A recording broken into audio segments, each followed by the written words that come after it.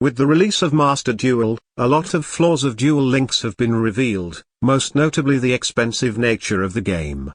The introduction of the crafting system has caused many players to stop playing Duel Links, because there is no reason to buy gems or grind for them when you can just craft whatever you want in Master Duel.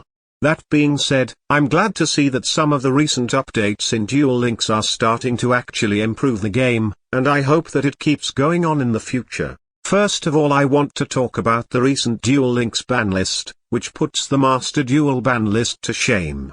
Although Destiny Draw is still untouched for some reason, many uninteractive cards and cards from top-tier decks have been put on the limited list, and that's a great thing. They are also willing to unlimit cards that are no longer overpowered, which is always a good thing to see.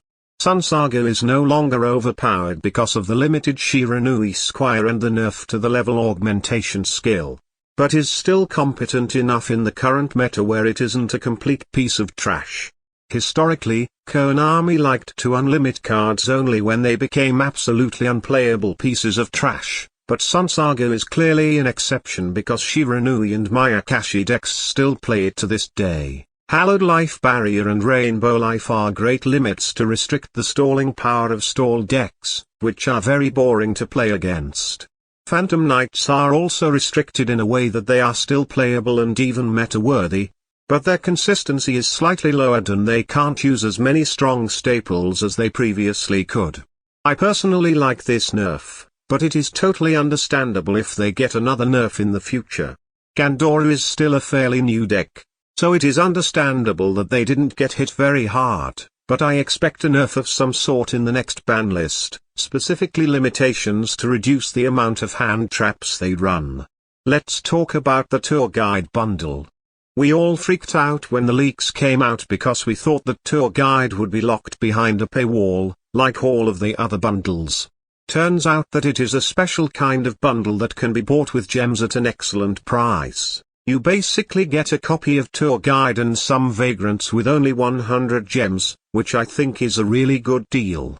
This bundle shows us that Konami is willing to change conventional practices to make the game more favorable to free-to-play players. And I really hope that Konami makes more of these bundles in the future. The recent main box was also wonderful, especially for free-to-play players. Fluffballs are an extremely cheap deck which is strong enough to rival many top-tier decks in the meta, which is exciting news for free-to-play players. Many powerful Fluffle support like Frightful Tiger and Toy Vendor are also completely free to obtain, which is a blessing from a money-hungry company like Konami. The new DDD support is also enough to make them top tier, and the new Performer Pal skill and support is also great. The box also contains Breakthrough skill, which is a nice staple, and small support pieces like the Yo Senju search spell that helps the archetype a lot. Personally, I like this box a lot because it benefits both meta and free-to-play players, and players that like using character-themed archetypes like Fluffle and Super Heavy Samurai. It has been a long time since we got such a good box, because most other boxes contain mediocre support that was only made competitive with a broken skill. Fortunately, Fluffballs don't require a broken skill to function well, which makes it a wonderful deck for any kind of player. It kinda reminds me of Shiranui in the past. Despite all this good stuff, there are still a number of things in Duel Links for Konami to improve. One thing that keeps irritating me are the EX structure decks. They are double the price of a regular structure deck, and Konami keeps making these EX structure decks just because they can. These EX structure decks are not necessarily better than regular structure decks. They are just more expensive because Konami likes money. The best example for this is the Red Eyes structure deck. It was released as a regular structure deck a long time ago and the cards inside still see competitive play even to this day. Overall, Duel Links is still an expensive game.